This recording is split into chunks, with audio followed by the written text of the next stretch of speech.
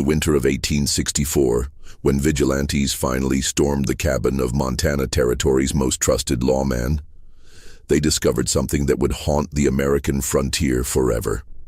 Sheriff Henry Plummer, the man who had sworn to protect Banack City's citizens, had been systematically orchestrating their murders for over 3 years. Hidden beneath floorboards were detailed maps marking every gold shipment route, personal belongings of dozens of missing travelers, and a leather-bound ledger containing the names of 102 confirmed victims. What they found next would reveal the most sophisticated criminal conspiracy in the history of the American West, a network so intricate that it had infiltrated every level of territorial government, turning the very concept of law and order into an instrument of terror. Before we continue with the story of Henry Plummer and his reign of terror in Montana Territory, I want you to do something for me.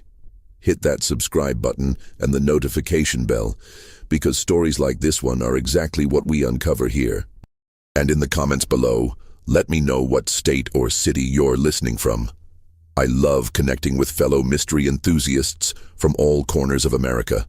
The truth about Sheriff Plummer would only emerge decades later, buried in territorial records that authorities had desperately tried to suppress.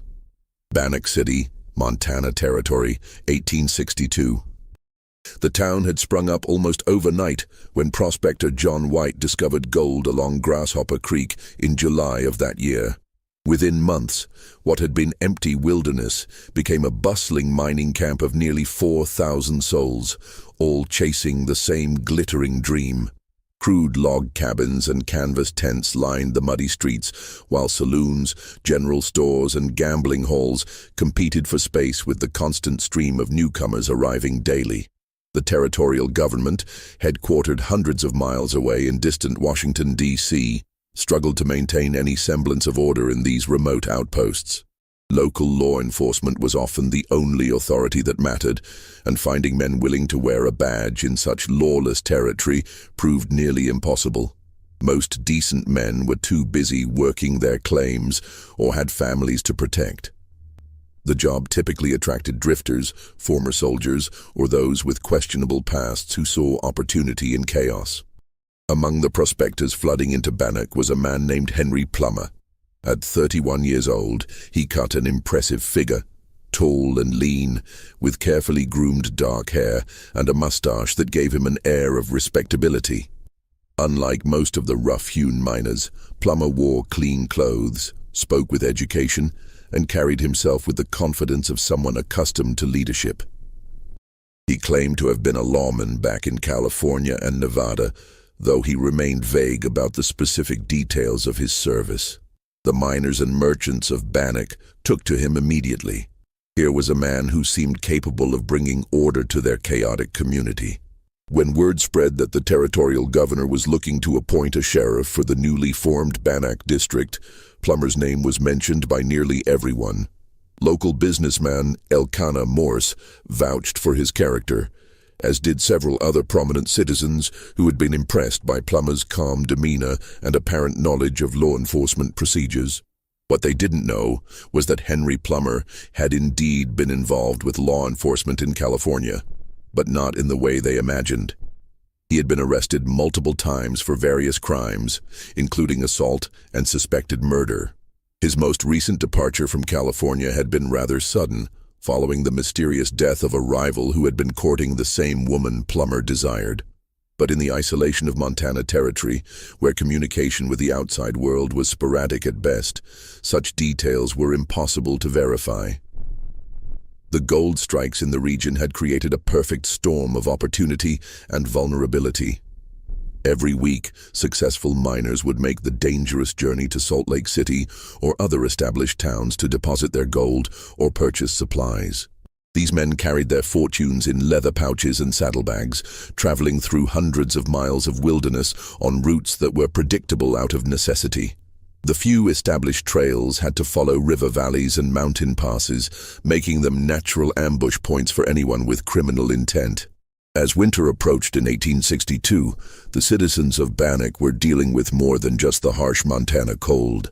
Travelers on the Salt Lake City route had been disappearing with alarming frequency.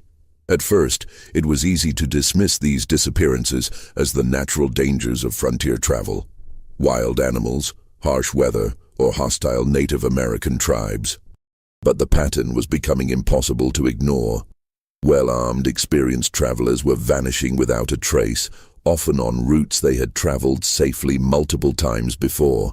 The fear was palpable in Banack's saloons and gathering places. Men who had struck it rich were afraid to leave town with their gold, yet staying meant watching their hard-earned wealth lose value as supplies grew scarce and expensive. The territorial government's assurances that military patrols were being increased did little to calm nerves, especially since these patrols seemed to have no better luck than civilian travelers in avoiding the mysterious disappearances. It was in this atmosphere of growing anxiety that Henry Plummer made his bid for the sheriff's position. He spoke eloquently about the need for local law enforcement that understood the unique challenges of mining territory. He proposed organizing citizen patrols and establishing way stations along the major routes.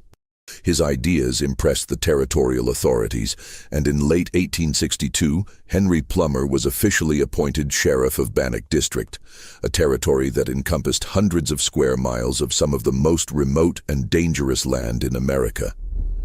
The appointment was celebrated throughout Banack. Finally, they had a sheriff who seemed capable of dealing with their growing security problems. Plummer wasted no time in recruiting deputies, carefully selecting men who shared his vision of effective law enforcement. Among his first appointments were Buck Stinson, a former soldier who claimed experience in tracking and wilderness survival, and Ned Ray, a soft-spoken man who had earned respect for his skill with firearms. What the citizens of Banack didn't realize was that their new sheriff had just gained official control over the very territory where travelers were disappearing. The first sign that something was deeply wrong came on a bitter cold morning in January 1863. Thomas Caldwell, a merchant from Virginia City, had planned to make the journey to Salt Lake City with a substantial shipment of gold dust, nearly $8,000 worth, representing months of successful trading with local miners. Caldwell was known as a cautious man who never traveled alone and always informed Sheriff Plummer of his planned routes and departure times, both as a courtesy to local law enforcement and as a security measure. On the morning of January 15th, Caldwell stopped by Sheriff Plummer's office as usual. The sheriff's log, which would later be recovered, contained a detailed entry of their conversation. Caldwell planned to take the northern route along the Beaverhead River, accompanied by 2 armed guards, and expected to reach the first way station by evening. Plummer had wished him safe travels and promised to send a deputy to check the route if they hadn't received word of Caldwell's safe arrival within a week. Caldwell never reached the first way station. More disturbing, his 2 guards never returned to Banack either. When Deputy Buck Stinson organized a search party a week later, they found evidence of the group's passage along the expected route: cold campfire ashes, horse droppings, even discarded food scraps. But about 30 miles from town, all traces simply vanished. It was as if 3 men and their horses had been erased from existence. The search continued for days, with volunteers combing every ravine and creek bed in the area. What they eventually discovered would haunt the territory for decades to come. Hidden in a grove of pine trees, nearly a mile from the main trail, they found a hastily dug grave containing 3 bodies. The men had been shot execution-style, single bullets to the back of the head. Their horses, saddles, weapons, and the gold were nowhere to be found. But it was the condition of the scene that truly disturbed the searchers. This had not been a random robbery by desperate bandits. The killers had taken time to strip the bodies of anything valuable, including boots, clothing, and personal effects. More chilling, someone had carved crude symbols into nearby trees, markings that meant nothing to the search party but suggested some sort of organized group rather than random criminals. Sheriff Plummer arrived at the scene within hours of the discovery, and his reaction was exactly what the citizens expected from their dedicated lawman. He examined every detail meticulously, took careful notes, and organized an expanded search of the surrounding area. He spoke with quiet determination about bringing the killers to justice and promised that no effort would be spared in hunting down those responsible for such a heinous crime. What no one noticed at the time was how efficiently Plummer directed the search away from certain areas, or how quickly he dismissed potential evidence that might have led in particular directions. His deputies, Buck Stinson and Ned Ray, seemed unusually knowledgeable about the terrain and were remarkably skilled at predicting where evidence might or might not be found. The discovery of Caldwell's murder sent shockwaves through Banack and the surrounding mining camps. If 3 well-armed men could be ambushed and killed so efficiently, what hope did anyone have of safe travel? The killers had demonstrated not only ruthless efficiency, but also detailed knowledge of travel routes and timing. This wasn't the work of opportunistic criminals. It suggested planning, coordination, and inside information. Sheriff Plummer called a town meeting the following Sunday at the Methodist Church, the only building large enough to accommodate the crowd. Standing before the assembled citizens, he painted a grim picture of the challenges they faced. The territory was vast and sparsely populated, making it nearly impossible to patrol effectively. The killers clearly had experience and organization, suggesting they might be former soldiers or experienced frontiersmen rather than common criminals. But Plummer also offered hope. He proposed expanding his deputy force and establishing a network of informants among the local population. He suggested that merchants coordinate their travel schedules to move in larger, better protected groups. Most importantly, he emphasized the need for complete cooperation between citizens and law enforcement. Any suspicious activity, any strangers asking unusual questions, any information that might help identify the criminals should be reported immediately. The citizens left that meeting feeling reassured that their sheriff was taking decisive action. What they couldn't have known was that Henry Plummer was indeed taking decisive action to ensure that his criminal enterprise would continue to operate with maximum efficiency and minimal risk of discovery. Over the following weeks, as winter tightened its grip on Montana territory, the disappearances continued with terrifying regularity. But now there was a pattern that began to emerge to anyone paying careful attention. The victims were almost always men known to be carrying significant amounts of gold. They were traveling routes that had been previously safe. And in almost every case, Sheriff Plummer or one of his deputies had been informed of the travel plans in advance. By spring of 1863, the situation in Banack had deteriorated beyond anything the original settlers could have imagined. What had begun as isolated incidents of highway robbery had evolved into something far more systematic and terrifying. The territorial governor's office in distant Washington, D.C., began receiving increasingly desperate letters from Montana citizens begging for federal intervention and additional military protection.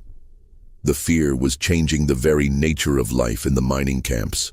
Men who had struck it rich were afraid to leave with their gold, creating an artificial scarcity of currency and driving up prices for basic supplies. Some miners began melting their gold dust into crude ingots and hiding them in increasingly elaborate caches rather than risk the journey to established banks. Others simply abandoned their claims altogether, preferring poverty in safer territories to wealth that couldn't be safely transported. Sheriff Plummer seemed to thrive in this atmosphere of crisis. He worked tirelessly, often spending days in the saddle pursuing leads and investigating reports of suspicious activity. His dedication impressed even the most skeptical citizens. When territorial officials visited Banack to assess the situation, they found a lawman who appeared to be doing everything humanly possible under impossible circumstances. What they were actually witnessing was a masterpiece of criminal deception. Plummer's tireless investigations were actually reconnaissance missions, gathering intelligence on potential victims and refining the routes and methods used by his gang. His expanded network of informants were criminals providing him with detailed information about gold shipments, travel plans, and the personal habits of wealthy miners. The genius of Plummer's operation lay not just in its scope, but in its legitimacy. As sheriff, he had legal authority to question travelers about their destinations and cargo. He could requisition supplies, deputize additional men, and coordinate with other law enforcement agencies across the territory. Most crucially, he was responsible for investigating the very crimes he was orchestrating, allowing him to misdirect suspicion and eliminate evidence. But even the most carefully planned criminal enterprise creates loose ends, and by summer of 1863, those loose ends were beginning to accumulate. The problem was that Plummer's gang had grown too large and too successful. What had started as a small group of disciplined criminals had expanded to include dozens of men operating across hundreds of square miles. Managing such an organization required constant communication, coordination, and discipline, all of which became increasingly difficult as the body count rose. The first crack in Plummer's facade appeared in July 1863, when a wounded man stumbled into Virginia City with an incredible story. James Romaine, a trader from Salt Lake City, had been traveling with two companions when they were ambushed near Beaverhead Rock. His companions had been killed instantly, but Romaine had been shot in the shoulder and had fallen from his horse into a creek bed, where he remained hidden while the attackers searched for survivors. What made Romaine's account different from previous attacks was the detail he could provide about his attackers. He had recognized one of them, a man named George Ives, who was known around the mining camps as one of Sheriff Plummer's most trusted informants. More disturbing, Romaine had overheard fragments of conversation that suggested this was not a random robbery, but part of a larger organized operation. When word of Romaine's testimony reached Banack, Sheriff Plummer moved quickly to investigate. He interviewed Romaine personally, taking careful notes and promising a thorough investigation. Publicly, he expressed shock and concern that one of his informants might be involved in criminal activity. He immediately issued a warrant for George Ives and organized a manhunt that continued for weeks. What Plummer was actually doing was damage control. George Ives had violated the cardinal rule of their operation by allowing a witness to survive. The manhunt was real, but its purpose was not to bring Ives to justice. It was to find him before other law enforcement agencies could capture him alive. A captured George Ives represented an existential threat to the entire organization. The chase for George Ives became a territory-wide sensation, with rewards posted and volunteer posses forming in every mining camp. For 3 months, Ives managed to evade capture, apparently aided by a network of sympathizers and safe houses that stretched across Montana territory. The longer the chase continued, the more questions arose about how a known criminal could remain at large in such a sparsely populated region. The questions became more pointed when other suspicious incidents began to receive closer scrutiny. Merchants and miners started comparing notes about their interactions with Sheriff Plummer and his deputies. Patterns emerged that hadn't been visible before.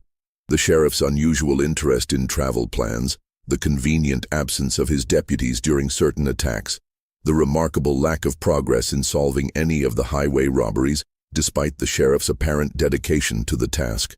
The situation reached a critical point in October 1863, when a group of Virginia City businessmen, led by merchant William Plummer, decided to take matters into their own hands. They had lost too much money and too many friends to continue relying on official law enforcement. They quietly began organizing what they called a committee of vigilance. Citizens who would investigate and, if necessary, dispense justice when official channels had failed.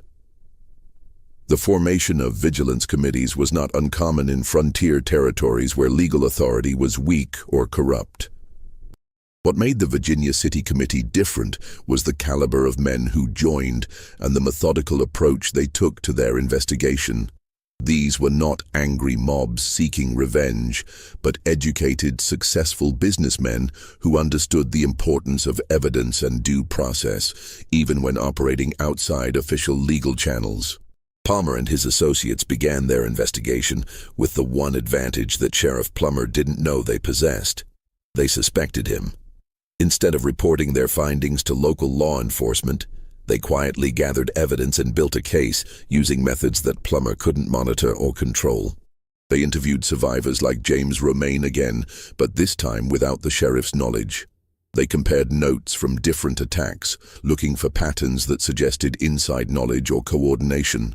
What they discovered was far worse than simple corruption or incompetence.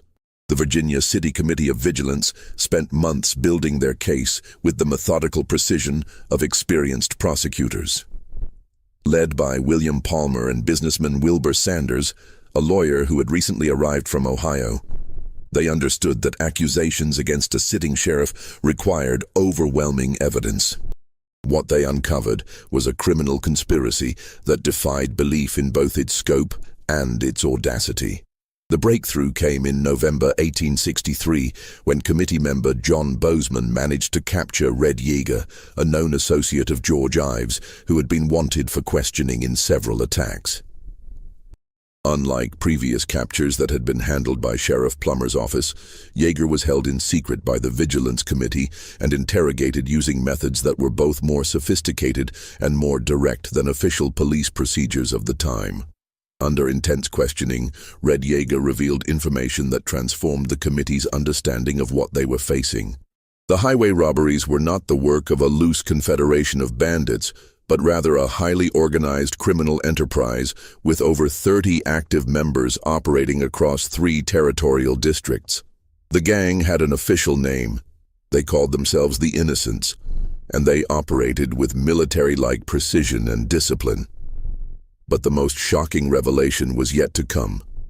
According to Yeager, the leader of the Innocents was not some mysterious outlaw chief operating from hidden mountain strongholds. The leader was Sheriff Henry Plummer himself, and the organization's headquarters was located in the basement of Banack's official sheriff's office. Yeager's testimony included details that only someone with intimate knowledge of the organization could have known. He described a sophisticated communication system using coded messages and signal fires that allowed gang members to coordinate across hundreds of miles of territory. He revealed the existence of detailed maps showing every major gold shipment route, complete with notations about the best ambush points and escape routes. Most damning, he provided the names of dozens of local citizens who were secretly part of the organization, including several of Plummer's official deputies. The Vigilance Committee faced a dilemma that was unprecedented in American frontier justice. They had uncovered evidence of crimes that went far beyond simple robbery or murder. This was systematic terrorism directed against an entire territorial population by the very officials charged with protecting them. Traditional legal processes were not just inadequate, they were compromised at the most fundamental level. Wilbur Sanders, with his legal background, advocated for a careful, methodical approach. They needed to gather additional evidence, identify all members of the organization, and plan their response to minimize the risk of retaliation against innocent citizens. Plummer and the other businessmen, however, argued that delay was too dangerous. Every day that Plummer remained in office meant more deaths and more opportunities for the gang to discover the committee's investigation. While the committee debated strategy, events were moving rapidly in other parts of the territory.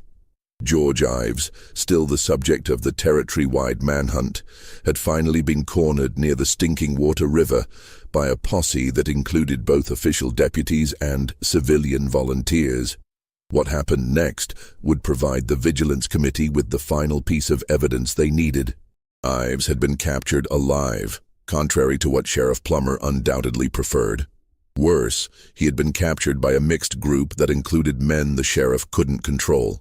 When word reached Banack that Ives was being brought to Nevada City for questioning, Plummer immediately organized a group of his most trusted deputies to transport the prisoner to Banack, where he could be properly interrogated and held for trial. But the citizens of Nevada City refused to turn Ives over to Plummer's custody. They had grown suspicious of the sheriff's inability to solve any of the highway robbery cases, and they were determined to conduct their own interrogation of the first suspect to be captured alive. The confrontation between Plummer's deputies and the Nevada City citizens created a tense standoff that lasted for days. During this standoff, something remarkable happened. Citizens from Virginia City, Nevada City, and other mining camps began to converge on the area, drawn by news that George Ives had finally been captured. What started as a simple prisoner transfer became an impromptu mass meeting of Montana Territory's most concerned citizens. And for the first time since the robberies had begun, they were able to compare notes and share information outside of Sheriff Plummer's supervision. The conversations that took place during those cold December days in 1863 were revelatory. Miners and merchants who had never met before discovered that they had remarkably similar experiences with Sheriff Plummer and his deputies. The same patterns of unusual interest in travel plans, the same convenient absences during attacks, the same lack of progress in investigations despite apparent dedication and hard work. More disturbing, several men came forward with information they had previously kept to themselves. A blacksmith from Banack described how Sheriff Plummer had commissioned special horseshoes designed to create misleading tracks. A supply merchant revealed that Plummer had purchased unusual quantities of ammunition and supplies that were never accounted for in official records. A telegraph operator admitted that he had been instructed to delay or misdirect certain messages related to criminal investigations. As the evidence mounted, the impromptu gathering took on the character of a trial. George Ives found himself facing not just formal charges, but a comprehensive review of the entire criminal conspiracy that the citizens believed he represented. Under intense questioning from multiple interrogators and facing a crowd that was growing more hostile by the hour, Ives began to reveal details that corroborated and expanded upon Red Yeager's earlier testimony. The picture that emerged was truly horrifying. The innocents had been responsible for at least 100 deaths over the past 2 years, making them one of the most prolific criminal organizations in American history. They had systematically targeted successful miners, merchants and travelers, using inside information to predict movements and maximize profits while minimizing risks. The organization had infiltrated every level of territorial government, from local sheriffs to territorial commissioners. But perhaps most chilling was Ives's description of Henry Plummer's personal involvement in the murders. This was not a case of a corrupt official who looked the other way or accepted bribes. Plummer had personally participated in many of the killings, often using his official authority to disarm victims or lure them into vulnerable positions. He had developed a reputation among gang members for his cold efficiency and his ability to kill without emotion or hesitation. The revelations about George Ives sent shockwaves through the assembled crowd, but they also created an immediate and deadly problem. Word of the interrogation was spreading rapidly throughout the territory, and everyone knew that Sheriff Plummer and his remaining gang members would soon learn that their organization had been exposed. The question was not whether they would retaliate, but how quickly and how violently. Wilbur Sanders and the other Vigilance Committee members found themselves in an impossible situation. They now had overwhelming evidence of the conspiracy, but they were hundreds of miles from any federal authority capable of handling such a massive criminal organization. Local territorial officials were either incompetent or compromised. Meanwhile, Henry Plummer remained at large with dozens of armed followers, and he now had every reason to eliminate witnesses and evidence before fleeing the territory. The decision of what to do with George Ives became symbolic of the larger question facing Montana Territory's citizens. Traditional legal processes had not just failed, they had been systematically subverted by the very criminals they were supposed to control. Yet taking the law into their own hands meant crossing a line that could transform them from citizens seeking justice into vigilantes dispensing frontier revenge. The debate raged for hours among the assembled citizens. Some argued that Ives should be transported to Salt Lake City or even back to Washington, D.C., where federal authorities could guarantee a fair trial and proper legal procedures. Others pointed out that such a journey would be incredibly dangerous, requiring them to transport a prisoner through territory controlled by his criminal associates, with no guarantee that federal authorities would be any more effective than territorial officials had been. As night fell on December 19, 1863, the crowd reached a fateful decision. George Ives would be tried immediately by a citizen's court, with Wilbur Sanders acting as prosecutor and a local miner named Charles Bagg serving as defense counsel. The trial would follow proper legal procedures as much as possible, but it would be conducted under the authority of the assembled citizens rather than any official territorial court. The trial began immediately, conducted by lamplight in the bitter Montana cold. Sanders methodically presented the evidence that had been gathered over months of investigation, supplemented by Ives's own admissions and the testimony of Red Yeager and other captured gang members. The prosecution's case was overwhelming, not just for the specific crimes Ives was charged with, but for his participation in a criminal conspiracy that had terrorized the entire territory. But even as the trial proceeded, disturbing news was arriving from other parts of Montana Territory. Riders reported that Sheriff Plummer and a large group of armed men had been seen moving toward Nevada City, apparently intending to rescue Ives or silence the witnesses who were testifying against him. Other reports suggested that gang members throughout the territory had been activated and were preparing for a coordinated response to the exposure of their organization. The trial took on an increasingly desperate urgency as the assembled citizens realized they were racing against time. If Plummer and his followers arrived before they could complete their proceedings, the opportunity for justice might disappear forever.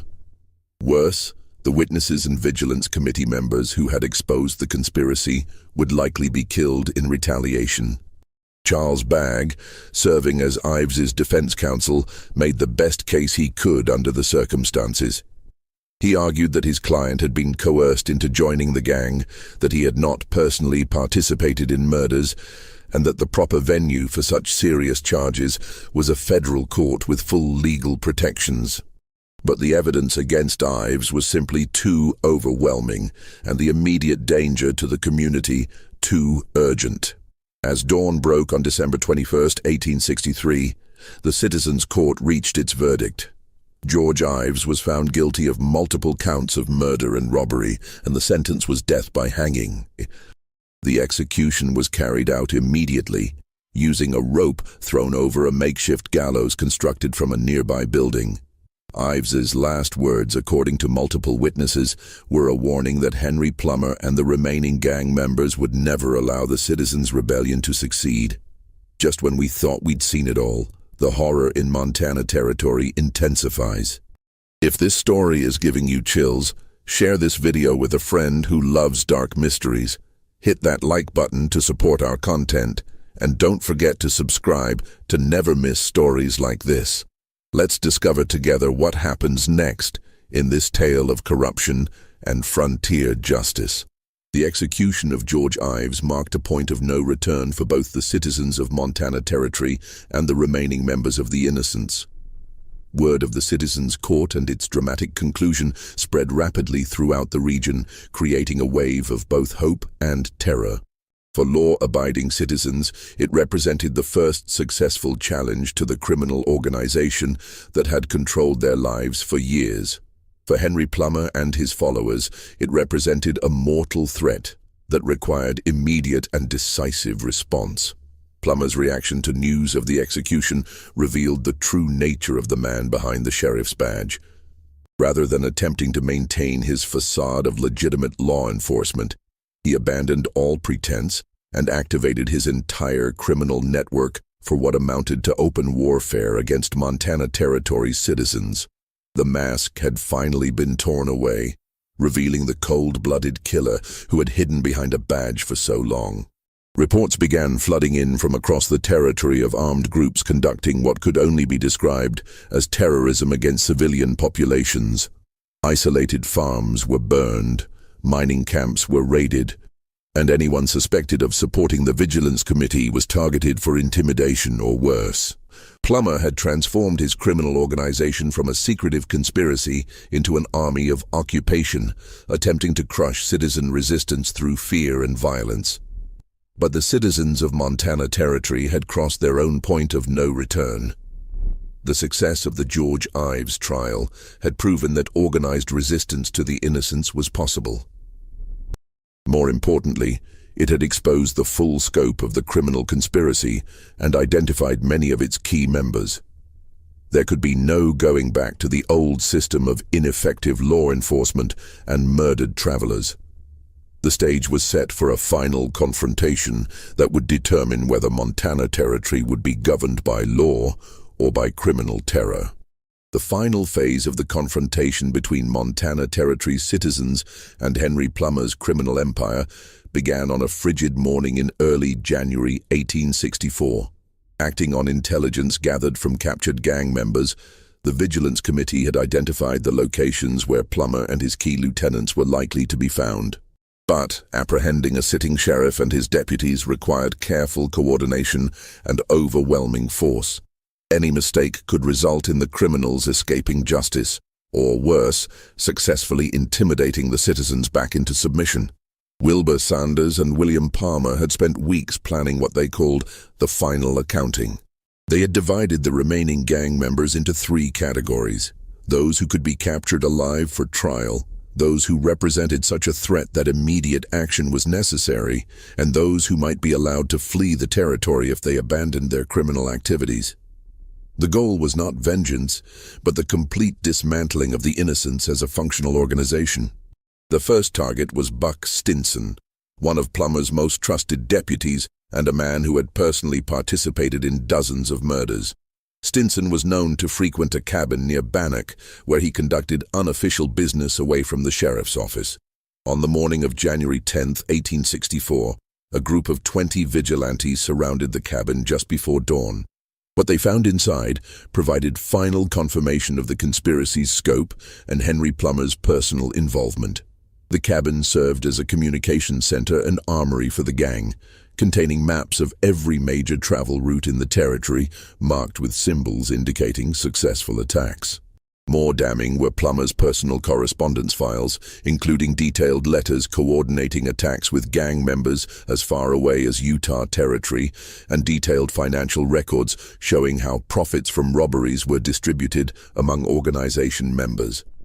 But the most chilling discovery was Plummer's personal journal, written in his own careful handwriting. The entries dated back to his arrival in Montana Territory and described not just his criminal activities, but his psychological attitude toward them. Plummer wrote about his victims with cold detachment, referring to them as problems to be solved and obstacles to progress.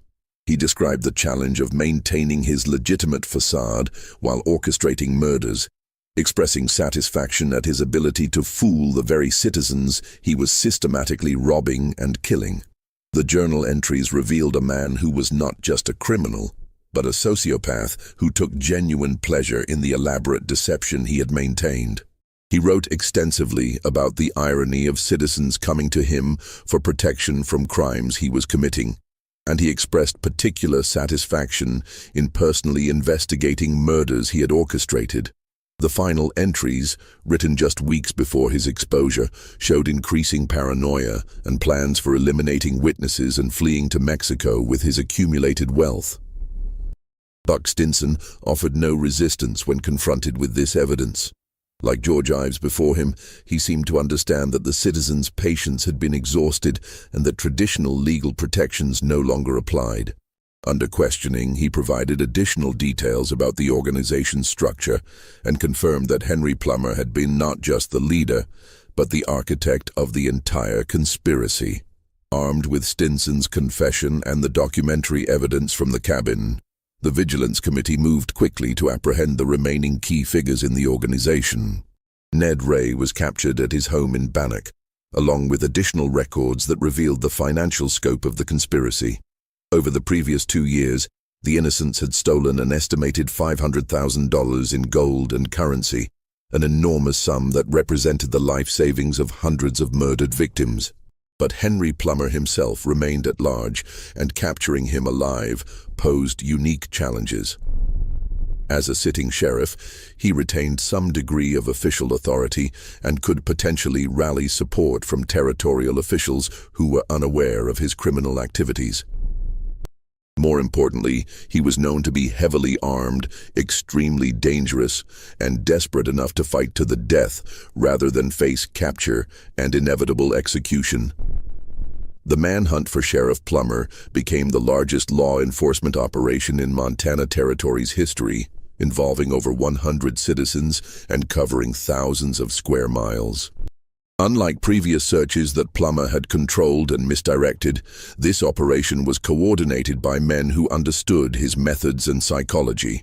They anticipated his likely escape routes, identified his remaining allies, and moved systematically to close off every avenue of escape. The final confrontation came on January 14, 1864, at a ranch house 20 miles south of Banack, where Plummer had taken refuge with the last group of loyal gang members. Surrounded and outnumbered, Plummer attempted to negotiate, offering to provide information about buried treasure and gang members who had escaped to other territories in exchange for safe passage to Mexico. The vigilante leaders rejected his offers. Too many people had died. Too many families had been destroyed, and too much trust had been betrayed for any compromise to be acceptable. Henry Plummer had forfeited any claim to mercy through the systematic cruelty of his actions and the elaborate deception he had maintained while committing them. When the shooting began, it was brief and decisive. Plummer and his remaining followers were killed in a firefight that lasted less than 10 minutes. The man who had terrorized Montana Territory for over 2 years died clutching a bag of gold dust that had belonged to one of his early victims, a merchant from Virginia City whose family had never learned what happened to him. In the aftermath of the battle, searchers found additional evidence that revealed the full horror of Plummer's crimes. Hidden in the ranch house were personal belongings from dozens of victims, wedding rings, family photographs, letters from loved ones, and other items that had no monetary value but represented lives destroyed by senseless greed. The psychological impact on the searchers was profound. Many had lost friends or relatives to the innocents without ever knowing their fate. The death of Henry Plummer and the destruction of the innocents marked the end of the most systematic criminal conspiracy in the history of the American frontier. Over the following weeks, vigilante groups throughout Montana Territory rounded up the remaining gang members, conducting citizen trials and executions that eliminated the organization as a functioning entity. By March of 1864, the last known member of the Innocents had either been executed, imprisoned, or driven from the territory. The immediate impact on Montana Territory was transformative. For the first time in over 2 years, merchants and miners could travel the major routes without fear of robbery and murder. Gold shipments that had been impossible became routine, allowing the mining economy to flourish and bringing prosperity to communities that had been living under siege. The psychological relief was equally important. Citizens could finally live without the constant fear that had pervaded every aspect of their daily lives. But the legacy of Henry Plummer's crimes extended far beyond their immediate impact on Montana Territory. The revelation that a sitting sheriff had systematically murdered over 100 citizens while maintaining a facade of dedicated law enforcement sent shockwaves throughout the American West. It demonstrated the vulnerability of frontier communities to organized criminal conspiracies and highlighted the inadequacy of existing legal and law enforcement systems in sparsely populated territories.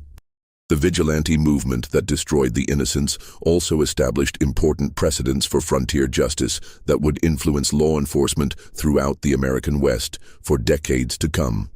The Montana Vigilantes, as they became known, had demonstrated that organized citizen action could succeed where official law enforcement had failed, but they had also raised troubling questions about the relationship between legal authority and popular justice. The methods used by the Vigilance Committee were controversial even at the time. Critics argued that citizen courts and summary executions, regardless of their effectiveness, represented a dangerous departure from constitutional principles of due process and legal procedure.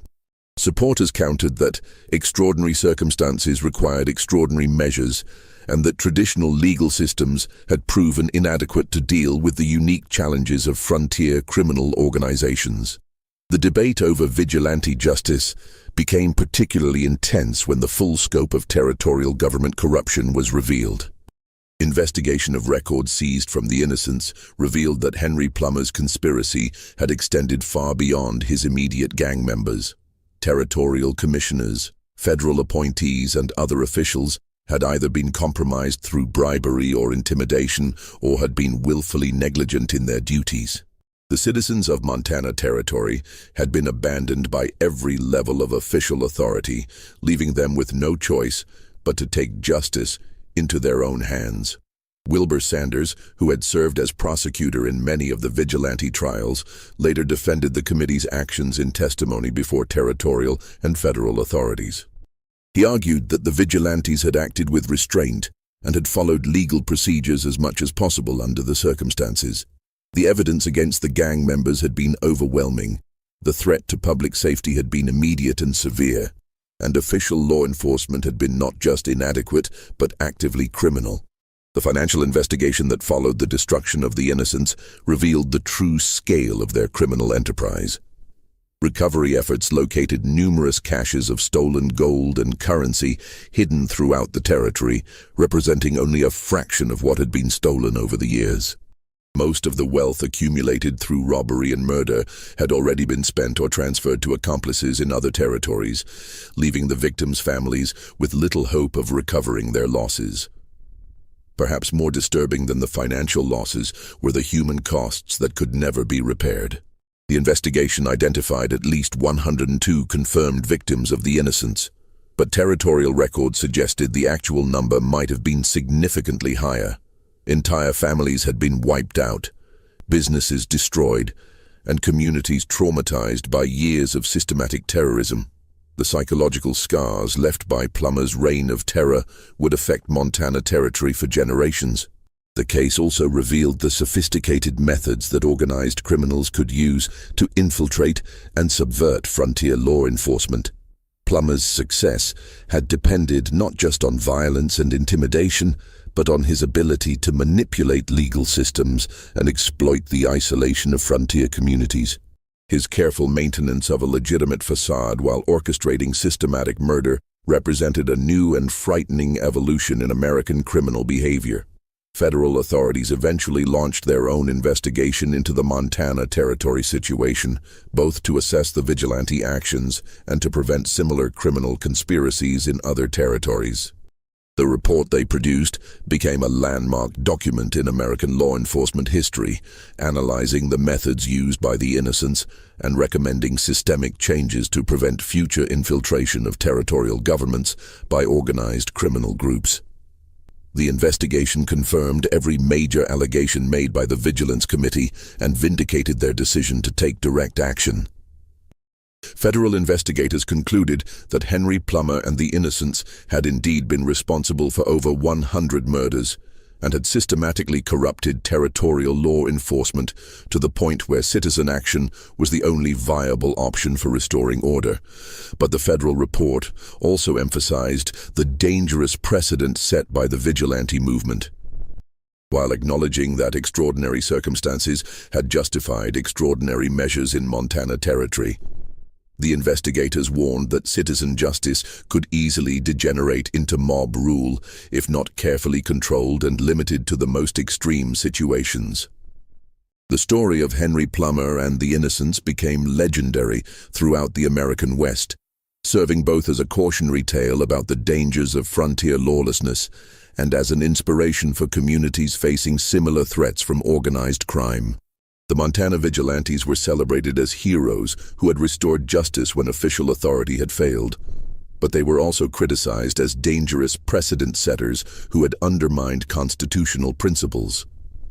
As the years passed, and Montana Territory evolved into a state with more sophisticated legal and law enforcement systems, the events of 1863-1864 took on an almost mythical quality. Stories of Sheriff Plummer's double life and the vigilante justice that destroyed his criminal empire were told and retold, often with embellishments that made the truth even more dramatic than it had actually been. But for those who had lived through the terror of those years, no embellishment was necessary. They had witnessed firsthand what could happen when the very officials sworn to protect citizens became their predators instead. They had seen how organized criminals could manipulate legal systems and exploit the vulnerabilities of isolated communities. And they had learned that sometimes, when all other options have been exhausted, ordinary citizens must find the courage to stand against evil regardless of the personal cost. The final chapter of the Henry Plummer story was written not in the dramatic confrontations and executions that destroyed the innocents, but in the quiet determination of Montana Territory's citizens to build stronger, more transparent institutions that could never again be subverted by criminal conspiracies. The Montana territorial government implemented new oversight procedures, established better communication systems with federal authorities, and created multiple layers of accountability for law enforcement officials.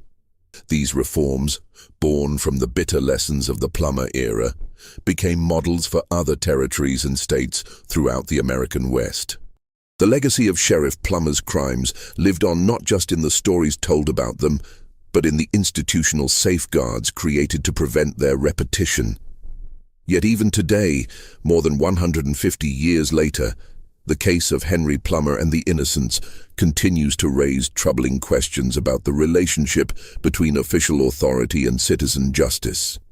In an era of increasing skepticism about law enforcement and government institutions, the story resonates with contemporary concerns about corruption, accountability, and the limits of legal systems. The citizens of Montana Territory in 1864 faced a choice that no democratic society should have to make, between accepting systematic criminal terrorism and taking the law into their own hands. The fact that they chose vigilante justice and succeeded in destroying their oppressors does not make that choice any less tragic or any less dangerous as a precedent.